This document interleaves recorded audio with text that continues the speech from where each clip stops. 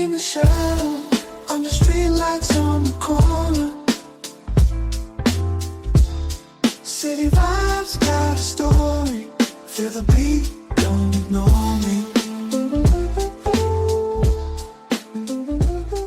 Welcome into another episode of Talk to Me, Michele. I am hoping everybody out there that's listening is doing well. If you have not taken a moment to like or subscribe, please take a moment to do so right now. Now, I know I have some male listeners, but man, welcome you guys to stay engaged. But this particular episode is for the ladies. And ladies, I'm going to ask you a question. Have you ever been all in with somebody and when you're around them, you get that butterfly in the stomach effect? You're daydreaming, the whole thing. But suddenly out of nowhere, they do one tiny little thing that makes your brain goes, hell to the no. No. Mm-mm. So if you have, ladies, I want to congratulate you first of all, because you, my friend, have experienced the ick factor. Now let's get real. What is the ick? It's that sudden can't be unseen moment when the attraction just evaporates. I mean, it is gone. I know this to be true because I have gone through the ick factor myself. Now, let me be courteous because I don't want anybody to think this is just something I'm pulling out the sky. This is an actual fact because I did experience it. I did not realize what I was going through until I came across some more information on it. And when I came across it, I was into this dude. I mean, I was into him. I was so into him, I would clip his toenails at midnight. You understand me? That's how into him I was. But it was one day we were hanging out. He didn't irritate me or nothing, but it just like all of a sudden I was just looking at him and something said, ew. I hate to be that way. Ew, because a number of things had built up, and that's what led me to that particular instance. And maybe it's the way they loudly slurp their soup. They could have mispronounced jalapeno or insisted on wearing socks with sandals. Yeah. Whatever it is, you're left thinking, this ain't gonna work. This is not going to work. But this is the kicker now. Women seem to get the ick factor way more than men. And I wondered why, because it happens. It is like some deep evolutionary wiring and centuries of intuition that sharpen our radar as women. Or just because we may have a few higher standards. But today I want to get to the heart of it all. The ick happens. And what does it mean when it happens? And believe it or not, ladies, it actually might be saving your life. So whatever your beverage of choice is, go grab it. Whatever fuels your fabulous self. We're going to laugh, we're going to learn, and we're going to keep it 100.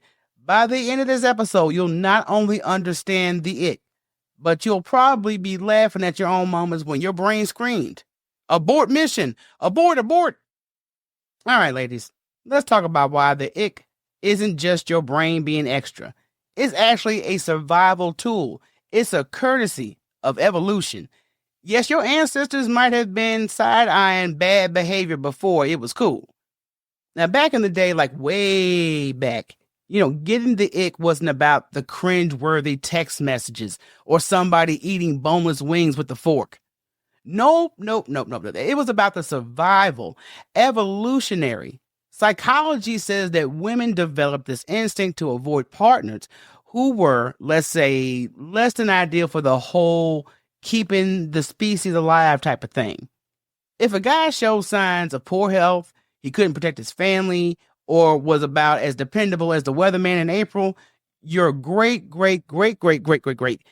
grandma's gut was like, girl, you better run. You better run. It was nature's way of saying, this won't help you survive the saber-toothed tiger attack that's going to be coming along pretty soon. So fast forward to today, and instead of spotting physical weakness or lack of resources, you're spotting emotional immaturity and bad vibes. That is the ick factor. And let's not forget, we as women are pros at long-term thinking. While some people are out here just winging it, women are mentally scanning the horizon and asking, could I tolerate this person for a decade? And I promise you, I ask myself this all the time when I'm really thinking I'm into somebody. A lifetime with this one, it would be a hard no. once that ick factor pulls in, because the ick factor is like the bouncer at the club shutting everything down. Then there's our intuition. That's a real superpower that we have. It's like having a built-in red flag detector. The tiniest thing, like the tone of the voice, the way they talk to the server, even their opinions on pineapples on pizza, that can set off alarms for people. Now, it isn't dramatic. It isn't.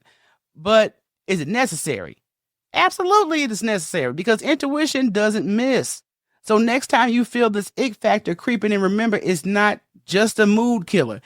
It's your biology and psychology working overtime to protect you from what your ancestors would have called a bad investment. You're basically channeling thousands of years of wisdom every time you say, I am so good. Now, I'm so good. Now, there are classic examples of the ick factor.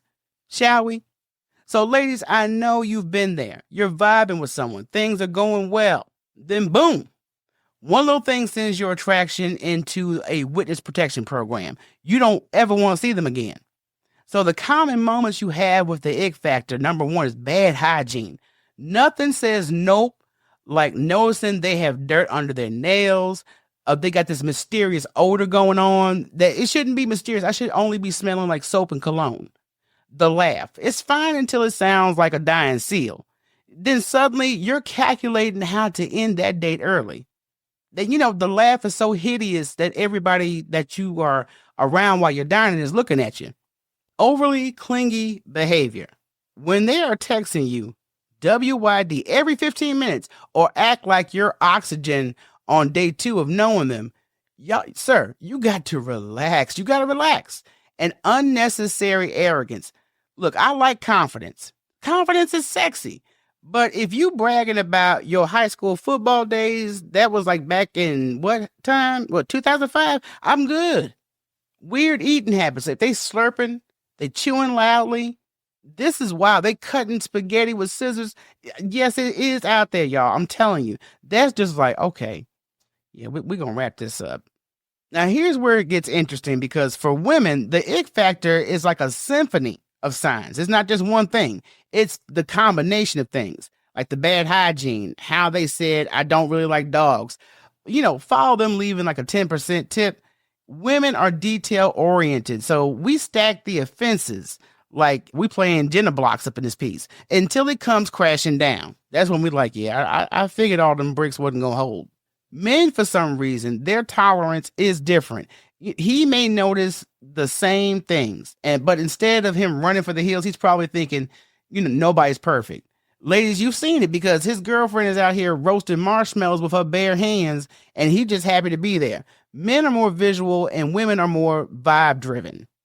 Now, nobody is immune to the ick factor because even celebrities go through the ick factor. It is well and alive in Hollywood because celebrities, they may have fame, fortune, even flawless Instagram filters, but they can't even escape those cringy relationship moments. A few examples I got here, which is Nick Cannon and his baby announcements. So y'all got to imagine dating somebody who treats fatherhood like it's a reality TV spinoff. And Nick Cannon's ongoing baby reveal tour, that might not be someone's cup of tea. Most women, they ain't for it. So that's a whole ocean of ick. Nothing says run like the possibility of becoming baby mama number 15, 16, whatever.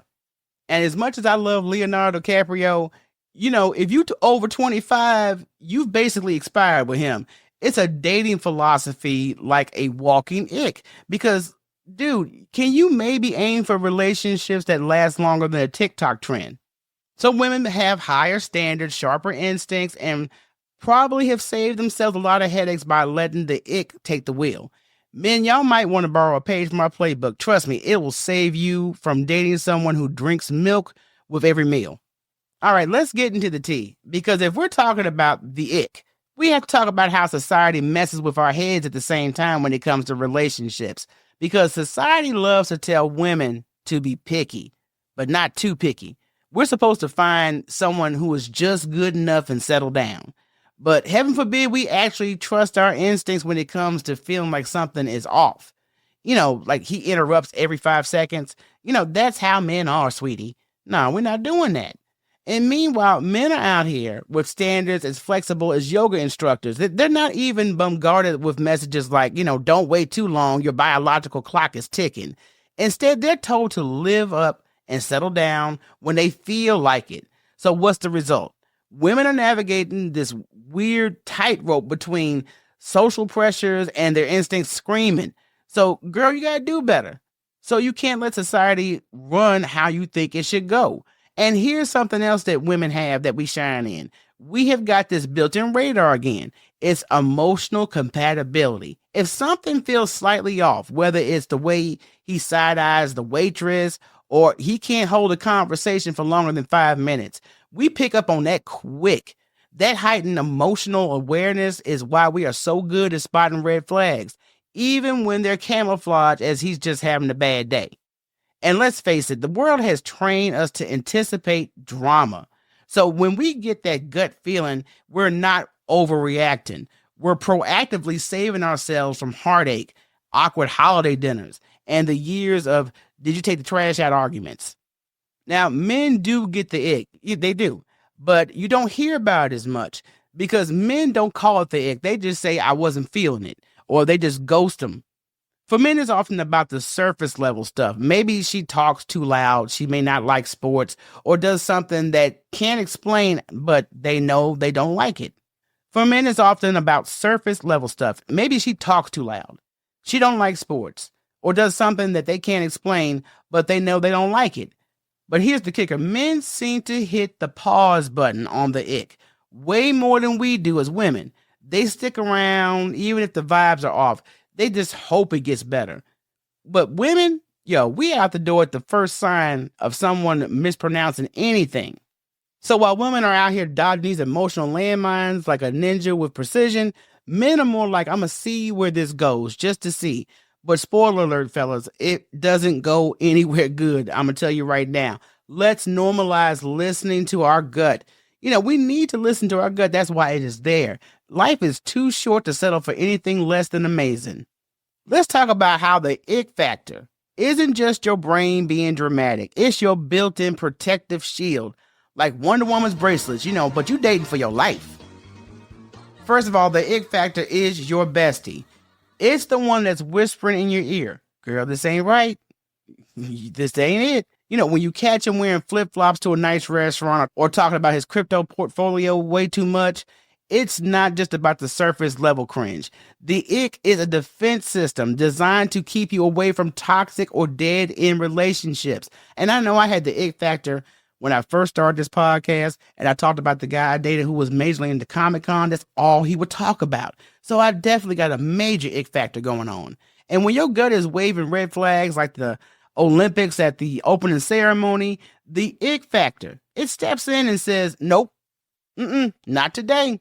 Maybe it's how he dismisses your opinions or the way he avoids responsibility like it's a bad ex. Either way, that gut feeling isn't just about what's annoying. It's about what's wrong. You gotta trust it. Your intuition knows when somebody is about to turn your life into a soap opera. And the truth is, stressful relationships are bad for your health. It's like binge eating chocolate and pretending like kale doesn't exist. It's just bad. And acting on the ick factor itself is self-care. It's dodging a future where you're constantly rolling your eyes, arguing over the remote, or trying to fix someone who isn't clearly willing to be fixed. By walking away when your gut tells you to, you're saving yourself. It's unnecessary emotional baggage we do not need. So the kind that has you venting to your friends at a brunch for years and considering therapy because he didn't even believe in the boundaries that were set. So here's another thing you want to take in consideration. Dodging the bad vibes. That's actually going to help prolong your life. Please listen to me on that one. It prolongs your life. Seriously, there is a science that's backing this up because less stress equals better health. And better health equals to more years to sip wine, laugh with your girls, all about the mess you didn't sign up for. All right, let's break this down because not every ick is a deal breaker. Sometimes it's just a side-eyed moment. But how do you know when it's just an annoyance versus a full-blown red flag waving like it's at the Macy's Thanksgiving parade? The minor annoyances versus the serious red flags, like he may chew his gum loud. It's annoying, yes it is, but it's not relationship ending. Unless he's out here auditioning for America's Loudest Eater, you could probably let that one slide. A serious red flag is when he's chewing loudly while he's also talking with his mouth full about how he don't believe in monogamy. On the second date. That's not the ick factor, honey. That's your exit cue. A minor annoyance may also be that he's late. He's late sometimes. We all have our late moments. But it's a red flag when he's consistently late and blames you for not reminding him. I'm like, sweetheart, technology is here for that.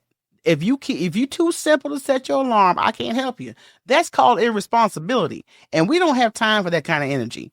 Let's explore some tips for communicating discomfort in these relationships, because when somebody is bothering you, you don't have to unleash like the ninja star. Just start off with a soft approach. Use a little humor.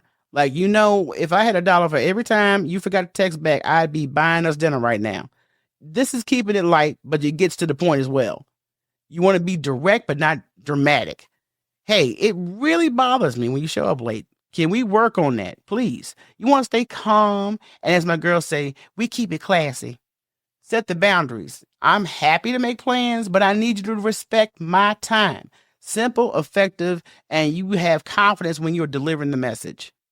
So sometimes we have to distinguish when you want to trust your instincts versus giving a second chance. If it feels off, it probably is. So trust your instincts on that factor. They've been fine-tuned over a lifetime of dodging bad vibes and questionable situations. Trusting your instincts, that kicks in when discomfort feels like more of a warning than a passing thought. You got to listen to that. Things like lack of respect, the consistent selfishness. Are they dishonest? These don't deserve second chances.